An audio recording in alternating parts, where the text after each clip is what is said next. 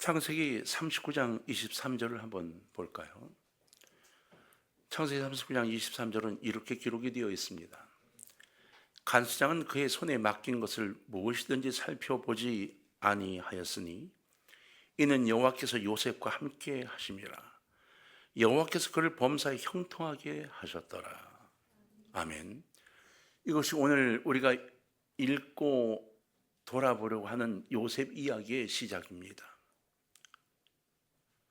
하나님께서 요셉과 함께 하심으로 요셉을 범사에 형통하게 하셨습니다. 보통 우리 성도들이 가지고 있는 신앙적 소망이 이런 게 아닐까요? 야, 저 성도는 정말 하나님이 함께 하시는 게 보여. 이런 성도. 야, 저 성도는 하나님이 함께 하시는 것이 분명해. 이런 성도. 살아가면서 시험을 보기만 하면 딱딱 합격을 하는 겁니다. 기회가는 항상 성공을 하고 자녀들은 속 썩이는 법이 없습니다.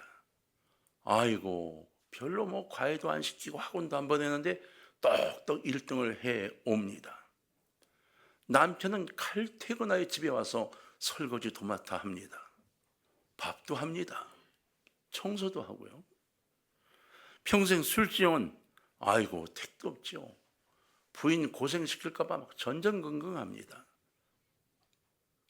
이러한 삶 꿈입니다. 이러한 삶이 어디 있겠습니까? 근데 정말 그리스도인들의 삶이 이래야 된다고 착각을 합니다. 반대로.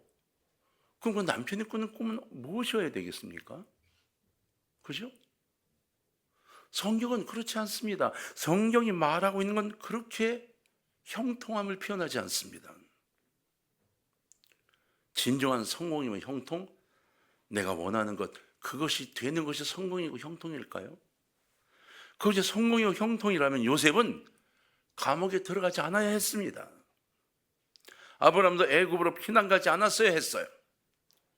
하나님께서 함께 하셔서 형통함을 주시는데 왜 감옥에 들어가야 하고 어려움을 겪어야만 했을까요? 창세기 39장 23절에 기록되어 있는 여호와께서 요셉과 함께 하심이라, 이 말씀 중에 함께 하심이라 라는 이 말의 의미를 정확하게 이해할 필요가 있습니다. 우린 지난 몇 주간 꿈에 대해 설교를 들으면서 바로 이런 부분에 대한 이야기를 나누긴 했죠. 오늘 한번 다시 한번 정리를 좀 해볼까요? 이 단어는 이 창세기에 몇 번 나오죠. 아주 대표적으로 그 에녹과 동행함으로, 또는 노아의 당대 의인이었더라, 하나님께서 그와 동행하셨더라, 이 동행이라는 단어로 나옵니다. 그럼 과연 노아와 에녹이 하나님과 동행하였다는 표현이 우리가 말하는 표현과 같은 건가요? 그럼 노아는 홍수를 만나지 않았어야죠. 에녹은 그 들림받지 말았어야죠. 아닙니다. 그들은 수많은 인생의 길에서 넘어지고 실수하고 연약하여 사건들을 만들어내며 살았습니다. 우리하고 똑같이 부딪혔습니다. 벽에 부딪혀서 머리에 피가 나기도 했을 겁니다. 그럼 대체 요셉에게 사용되었던 함께 하심이라는 이 단어, 이것의 진정한 의미는 무엇일까요? 우리는 함께 하심 또는 동행이라는 개념을 잘못 가지고 있습니다. 이걸 좀 오늘 훌을 털어버리고 새롭게 여러분 심령 속에 인지하고 박았으면 좋겠습니다. 내가 하나님과 걸음을 맞춰서 그분의 말씀을 순종하고 지키고 그분과 보조를 맞춰서 함께 동행하였다고 생각하고, 함께 하심의 주도적인 기준이 내게 있는 것으로 착각하는 것, 이게 우리 대부분입니다. 내가 하나님의 말씀대로 살았어, 그렇게 하려고 애를 썼어, 정말 금식했어, 어제 많이 듣던 표현이 아닌가요? 주님이 꾸짖었던 표현이 아닌가요? 우리는 그렇게 말하면서 그래서 하나님이 내게 응답하셔야만 해라는 생각을 갖고 있지 않냐는 겁니다. 작정 기도를 들어가면서 40일을 기도합니다. 그리고 40일을 기도하니까 하나님이 응답이 있어야만 해라고 생각하지 않습니까? 내가 일주일 동안 금식을 해, 하루 한 개 금식하는데 그 정도면 하나님만 움직이겠지라고 내가 결단하지 않습니까? 근데 여러분, 우리 의지가 얼마나 약한가요? 일주일 아침마다 금식을 할 때 그 금식 때문에 갈등하지 않나요? 기쁨으로 금식을 해나가는 진정한 금식인가요? 아니잖아요. 우리 삶에 얼마나 많은 변화를 갖습니까? 우리는 넘어질 수밖에 없는 연약한 존재입니다. 우리가 계속해서 깨닫는 것은 바로 우리의 연약함, 그리고 악함, 그리고 욕망과 욕심과 죄성이죠. 그래서 성경이 말하는 동행은 우리 쪽에 기초를 두지 않습니다. 우리 쪽에 기초를 둔 동행을 말하지 않습니다. 우리 쪽에 기초를 둔 하나님과의 함께라는 단어를 사용하지 않습니다. 하나님이 우리의 인생 속에 깊이 들어오시는 사건을 말합니다. 하나님이 주도적으로 우리 인생을 붙잡는 것, 그걸 동행이라고 말하고 하나님이 함께 하신다 말합니다. 내 삶을 살아가지만 주님이 나를 이끌어 가심을 감사함으로 따라가는 것, 이것을 말합니다. 그래서 에녹이 동행할 수 있었죠. 노가 당대 의인으로 온전해질 수 있었습니다. 다들 웃었습니다. 아니 무슨 놈의 비가 와, 산꼭대기에 무엇 놈의 배를 만들어. 그런데 그걸 꿋꿋이 참고 순종하고 주님을 따라 동행했던 그는 가족과 함께 살아났습니다. 우리의 삶 속에서 어떻게 살아가고 있나요? 내가 갖고 있는 생각에 너무 기준을 두고 있지 않나요? 내가 금융 전문가니까 하나님이 아니라 내가 더 잘한다고 착각하고 있나요? 내가 인생을 80년, 70년 살았는데 아이고 하나님보다 내가 낫지라는 생각을 갖고 계신가요? 그런가요? 건강에 자신이 있어서 아이 괜찮다고요? 아닙니다. 동행은요, 고난, 우리에게 있는 환난, 오고, 눈물, 죽음의 골짜기, 이게 모두가 제거되는 게 아닙니다. 절대로 착각하지 마십시오. 그 속에서 잘 이겨내고 감당하도록 도와주신 하나님의 도우심이 나와 함께 존재하는 것을 의미합니다. 보세요. 예수님께서도 겟세마네 동산에서 얼마나 고독하고 힘들었던지 이렇게 기도하셨어요. 할 수만 있다면 이 잔을 내게서 옮겨주십시오. 너무 힘듭니다. 이렇게 처절한 기도를 드리셨죠.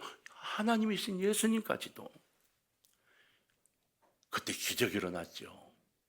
이 기도를 들으시고 하나님이 우리 같은 소리가 나고 천지가 개벽을 하며 천사들이 나타나서 로마 병을 다 죽이고 그랬죠? 아니요. 천만의 말씀이요. 그냥 십자가의 길을 걸어가게 하셨습니다.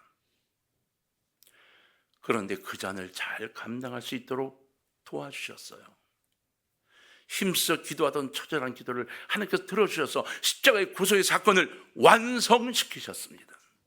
그래서 우리가 구원의 길을 들어설 수 있도록 만들어 주셨죠. 예수님의 처절했던 겟세마네 동산의 기도의 마무리를 살펴보십시다. 예수님 뭐라고 고백하셨죠? 내 원대로 마옵시고 주의 뜻이 이루어지기를 원한다고 하셨어요. 이게 정말로 하나님의 생각이셨던 거죠. 우린 여러분 말만 이렇게 하지 않나요? 주의 뜻이 이루어지기를 원합니다. 그러면서 저 속에 하나님 몇 억이 필요해요. 하나님 집이 필요해요. 이게 꽉 차 있지 않습니까? 성경에서 말하는 하나님과의 함께하심, 하나님의 동행, 이 단어의 주체는 내게 있는 것이 아닙니다. 바로 하나님께서 가지고 계십니다.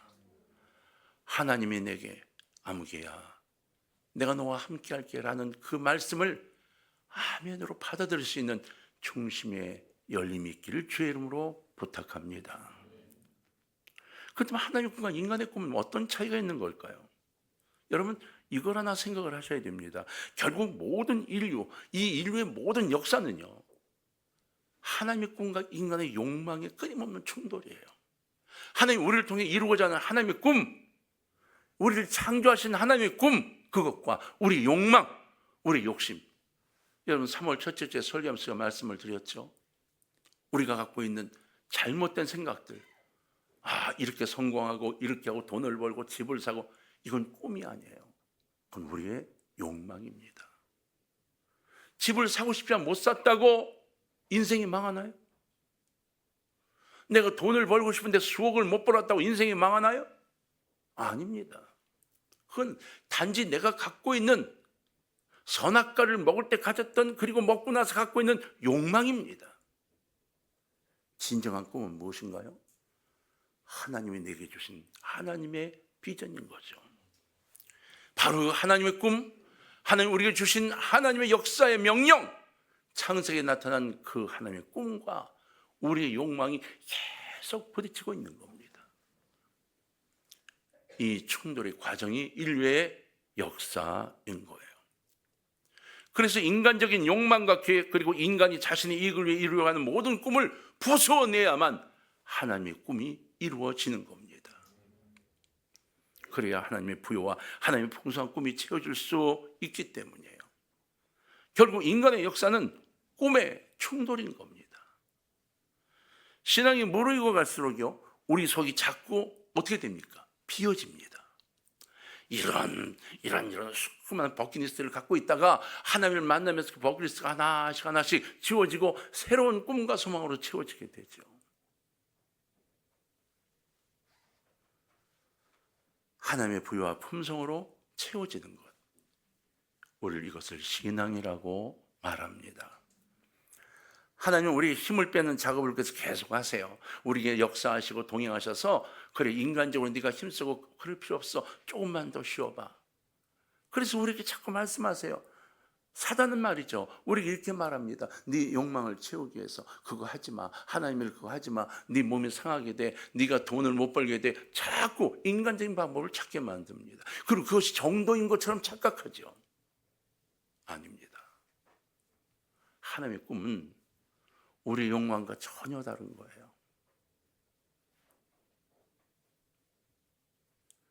참 역설적이죠, 그죠? 우리가 원하는 바를 하나님이 눌러놓으시려고 해요. 그래야 참된 역사가 일어난대요. 그렇지 않으면 하나님의 꿈이 우리 속에 채워지지 않아요. 우리 것이 가득 차 있으면 그곳에 하나님의 꿈이 채워지지 않아서 더 큰 꿈을 꿀 수가 없는 겁니다. 동행은요, 하나님과 함께하는 게 아니라 하나님이 함께 하심입니다. 잘 들으세요. 동행은 내가 하나님과 함께 하심이 아니에요. 하나님이 나와 함께 하심이에요. 그래서 우리가 나의 손을 주의 손에 포개잖아요. 그건 내 노력이에요. 이 주님이 그 포갠 내 손을 붙잡고 가 주셔야 동행이 됩니다. 내 발을 주의 발 위에 포개잖아요. 그건 나예요. 근데 주님이 그 포갠 발을 붙잡고 같이 가 주셔야 동행이 됩니다. 한 단계 더 높은 기도로 올라서는 오늘이 됐으면 좋겠습니다. 원래 함께 하신다는 의미는 이런 거예요. 내가 내 마음대로 되도록 내버려 두지 않아. 이제부터는 내 인생은 내가 주인이야. 이렇게 말씀하시는 거예요. 여러분, 오늘 주님을 향하여 정말 주님은 정말 나의 주님이세요라고 대답하시면 좋겠어요. 주님의 뜻이 뭔가요? 주인이라는 뜻이에요. 이게 그냥 말로만의 주님이 아니라 주님이 나의 주인이세요라는 고백이 우리 모두에게 있었으면 좋겠습니다. 하나님이 우리에게 간섭하려고 하시는 것, 우리는 편하게 놔두면 우리 인간은 잡초가 돼요. 자꾸 욕심으로 꽉 차 잡초화가 되어가죠. 이 더러운 욕망으로 꽉 차게 됩니다. 오늘 여러분 두 손으로 내미시기를 바랍니다. 결국 요셉이 감옥으로 가게 됐습니다. 인간의 욕망들이 함께 묶여 있었고 하나님의 역사가 동행하기 시작해요. 자, 그렇다면 이러한 인간의 삶 속에 하나님은 어떻게 하나님의 꿈을 이루어 가시는가요? 요셉이 어두운 감옥에서 자신의 욕심을 내려놓고 하늘과 깊은 대화가 이어질 때쯤 가만히 기다리고 계셨어요. 그는 그냥 감옥에서 최선을 다하여 열심을 다하여 살기 시작했어요. 어디 기댈 데가 없었어요. 그래서 하나님만 바라보는 입장이 된 거죠. 그때쯤에 궁중에서 이곳으로 떨어져 갇히게 된 두 사람을 만납니다. 바로를 위한 술 맡은 관원장과 떡 굽는 관원장이었어요. 성경에 이들이 어떤 죄명으로 감옥에 들어왔는지 밝히지 않아요. 왜? 그 둘이 들어온 게 중요하지 어떤 죄로 온 게 중요하지 않았어요. 둘이 들어왔어요. 이 두 사람은요, 매일 왕의 얼굴을 보는 아주 중요한 사람이에요. 그 직책이 왕권에 얼마, 이건 다 필요 없어요. 어쨌든 그들은 매일 왕에게 술을 갖다 드려야 됐고 술 맛이 어떤지를 확인해야 됐어요. 그들은 매일 왕이 먹는 떡을 구워서 식사로 바쳐야 했던 사람이었어요. 그 무리를 이끄는 장이었어요. 그래서 식사할 때 그들은 반드시 왕과 함께 했어요. 누가 그들을 함부로 대합니까? 근데 둘이 한꺼번에 무슨 이유인지 모르지만 그 궁중에서 감옥으로 떨어지고 만 겁니다. 왜 그들이 필요했냐? 그 당시 궁중에 독살 사건이 굉장히 많았습니다. 왕을 독살하는. 그래서 아주 중요한 내가 믿을 수 있는 사람을 바로 그렇게 선택해서 사용을 했던 거거든요. 그러니까 이 둘은 바로의 측근 중에 측근이었어요. 바로와 항상 만나 이야기할 수 있는 사람. 근데 이게 하나님의 준비하심이었음을 우리는 압니다. 하나님께서 요셉을 왕궁에 보내기 위한 징검다리로 감옥을 택하셨던 것을 이제 우리는 보기 시작합니다. 근데 문제는 이겁니다. 요셉이 그것을 알았을까요? 요셉이 여기 징검다리로 날 여기 보내셨구나, 감옥에. 할렐루야, 언제쯤일까? 이렇게 기다렸을까요? 아니요. 아무 말씀 없는 하나님. 노아 때도 언제 비가 올지 말씀이 없어 답답했던 것처럼 요셉도 답답했습니다. 그러나 하나님만 바라보고 기도하고 있었던 거죠. 그런데 갑자기 두 사람을 만났고 이 두 사람이 비슷한 날 비슷하게 꿈에 대한 이야기를 꺼내는 겁니다. 이건 누구의 준비일까요? 요셉의 준비였을까요? 하나님의 준비하심이었습니다. 우리도 마찬가지입니다. 여러분, 우리 인생 중에 지금 하나님의 준비하심이 내게 다가와 있고 지금 나와 함께하고 있는데 나는 그 준비하심을 놔두고 내가 가는 길을 쫓아 나가서 정신없이 뛸 수가 있습니다. 아니, 오늘 눈을 열어보십시오. 주님이 내 옆에서 손을 붙잡고 계십니다. 하나님께서 보시는 거가 우리가 인생의 수를 가능하게 하는 이건요, 하늘과 땅 차이입니다. 하나님은 우리 인생의 수를 처음과 끝을 완전히 아시는 분이에요. 그러니까 그냥 몇 수가라고 할 수도 없는 거예요. 근데 그분 앞에 내가 가는 길을 도와달라고만 외치고 있는 건 바보입니다. 우리에게 일어나는 어떤 일도 하나님의 주권에 허락 없이는 일어날 수가 없습니다.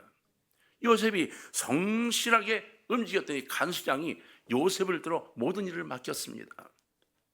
이것이 굉장히 중요합니다. 여러분, 우리는 이 땅을 살아가면서 무엇인가 내게 이루어지지 않는다고 답답해하고 일을 던져버리면 안 됩니다. 최선을 다해야 합니다. 그리고 꿈을 갖고 소망을 간직하고 있어야 돼요. 자꾸 부정적으로 가지 마십시오. 긍정적으로 가야 합니다. 기적과 은혜는요, 절대로 우연히 일어나지 않습니다.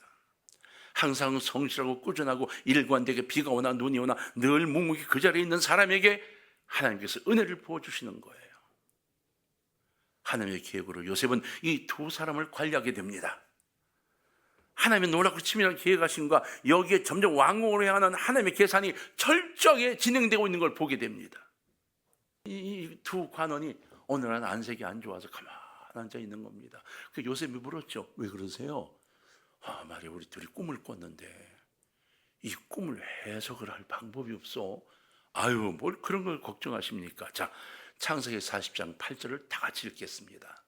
자, 시작.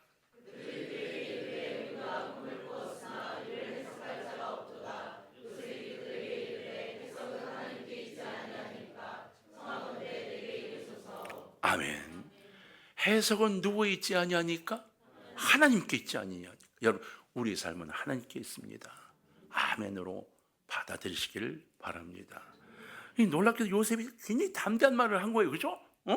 난 지금 감옥에 갇혀있는 아무것도 아닌데 노예로 있다 감옥에 온 건데 그 관원들에게 그 꿈은 걱정도 팔자네. 하나님이 다 하세요. 내가 해드릴게. 내가 해석을 해드릴게. 여러분, 17살에 요셉이 팔려왔으니까 이때가 28살입니다. 28에 당당하게 이야기한 거죠. 11년 동안 노예 생활과 감옥 생활을 했어요. 얼마나 본인이 고난 속에서 수많은 일을 겪었겠어요. 그럼 성숙해졌겠죠. 그렇다고 꿈을 경험으로 해석해요? 아니요. 요셉은요, 하나님의 집중 훈련 코스의 훈련을 받고 지금 하나님과 대화하는 삶을 지금 배워가고 있는 겁니다. 그러므로 이 꿈이 하나님께 달려있음을 믿고 있었습니다. 그래서 이 꿈을 해석할 수 있다고 말했어요. 여러분, 17살에 꾼 꿈은 그에게는 이게 뭐지? 라고 할지 모르겠지만 이제는 이 꿈이 하나님 주신 거라는 걸 분명히 알게 된 겁니다. 그래서 해석이 하나님께 있지 않냐고 대답했어요. 청하건대 내게 이르소서. 여러분, 감옥에서 별 방법에서 답답했던 이 관원이 자기 꿈 이야기를 합니다. 그리고 요셉이 꿈 이야기를 풀어주죠. 술 맞은 관원에게 3일 후에 당신이 복권된다고 이야기해요. 아이고, 그러면 좋겠지. 제가 하나 부탁이 있습니다. 나가시거들랑 제가 여기 있는 걸 기억하시고 제가 꿈을 해몽해 준 걸 기억하시고 나의 이 억울함을 좀 말씀 좀 해주세요. 부탁합니다. 걱정하지 마라, 요셉아. 근데 어떻게 됐어요? 잊어버렸습니다. 3일 뒤에 복권됐습니다. 기쁨으로 나갔습니다. 바로 왕을 만났습니다. 그런데 새까맣게 잊어버렸습니다. 하나님이 지우개로 지우셨습니다. 14절에 이렇게 되어 있습니다. 당신이 잘 되시거든 나를 생각하고 내게 은혜를 베풀어서 내 사정을 바로이 아뢰어 이 집에서 나를 건져 주소서. 15절입니다. 나는 히브리 땅에서 끌려온 자여 여기서 옥에 갇힌 일을 행하지 아니하였나이다. 얼마나 억울하면. 요셉은요, 이 억울함을 토로했어요. 근데 중요한 게 있습니다. 하나님 그 음성을 듣는 순간 손을 놓으셨습니다. 내가 내게 의지하지 않고 내 억울함을 가지고 사람을 의지하려고 하는구나. 내가 이렇게까지 길을 열어주는데도 아직도 사람을 의지하려고 해? 그리고 2년이 지납니다. 그리고 나서 하나님이 요셉을 가만 들여다보니 다 이제 내려놓고 그 사람 다 잊어버렸나 봐. 다시 주님을 향하여 두 손 모으고 주님을 향해 설 때쯤 됐을 때에 그때 역사가 일어나죠. 여러분, 성경은요 정확하게 이렇게 기록했어요. 23절에 보면 술 맡은 관원장이 요셉을 기억하지 못하고 그를 뭐 했더라? 잊었더라. 이런 나쁜 놈이 어디 있습니까? 근데 이게 하나님의 역사였습니다. 그리고 하나님이 이제 바로를 움직입니다. 꿈을 꾸게 하십니다. 너무 무서워서 덜덜 떠는데 이 꿈을 해결할 방법이 없습니다. 온 애굽 누구도 그 꿈을 맞추지 못합니다. 그때 갑자기 이 포도주 빚는 관원이 번쩍 누가 떠올라요? 요셉이 떠오르는 겁니다.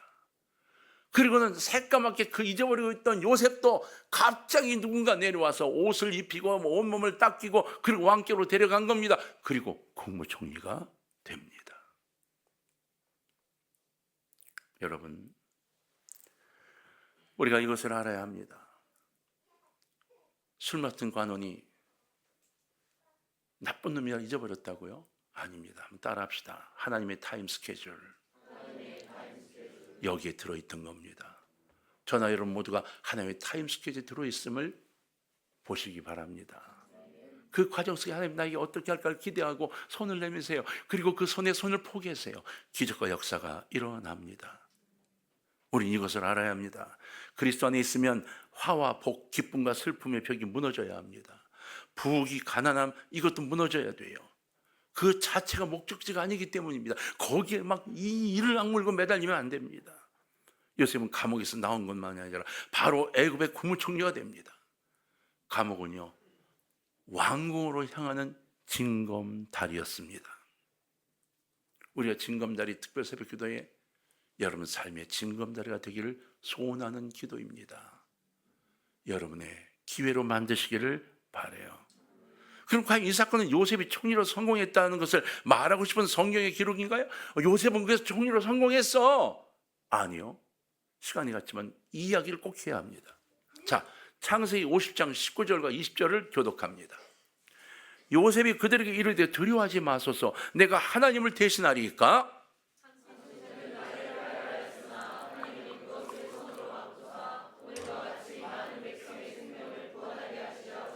아멘. 요셉은 총리의 자리를 자랑하고 거기에 목적지를 삼은 게 아니었습니다. 집 사는 게 목적이 아니었습니다. 권력이 목적이 아니었습니다. 만민의 생명을 구하기 위함이었던 하나님의 목적, 그것이 목적이었습니다. 바로 하나님이 꿈꾸시던 것, 이스라엘 백성을 구원하는 것, 그 목적을 위해 자신이 팔려왔고 감옥에 갇혔었고 그리고 총리까지 되었다는 사실을 고백하고 있는 겁니다. 물론 늦게 깨달은 거지만 그 깨달음이 참 귀한 거죠. 이것 때문에 한 사람을 미리 보내신 겁니다. 보냄이 팔릴 때 얼마나 기가 막힌 인생의 몸부림을 쳤겠어요. 형님들 날 보라고 날 팔면 어떡하냐고 울부짖지 않았겠어요. 그랬던 그가 이렇게 외치지 않은 겁니다. 하필 왜 납니까? 왜 접니까 하나님? 왜 하필 나예요? 이러지 않았습니다. 묵묵히 주님을 따른 거죠. 요셉이 재수가 없었습니까? 팔자가 더러웠습니까? 아닙니다. 철저한 예수 그리스도의 모형으로 살도록 하나님이 목적하신 요셉이었기 때문에 그 길을 걸어갔던 것이고 우리에게 그 삶을 보여준 겁니다. 여러분, 총리의 자리가 목적이 아닙니다. 만민의 생명을 구원하는 자리가 목적지였습니다. 사랑하는 동광의 가족 여러분, 하나님께서 우리에게 명예를 주셨습니까? 재물을 주셨습니까? 권력을 주셨습니까? 그가 여러분의 목적지가 되어서는 절대로 안 됩니다. 집이 목적지가 되면 안 됩니다. 그것을 통해서 만인을 사랑하고 구하는 일에 우리를 목적지를 삼아야 합니다. 하나님 그 꿈을 이루시는 방법, 바로 나의 꿈을 사용하는 하나님의 이끄심입니다. 기도하시면서 주님의 주신 꿈을 꽉 붙들고 멋진 승리로 2026년 마지막 감사하는 우리 모두 되기를 주의 이름으로 축원합니다.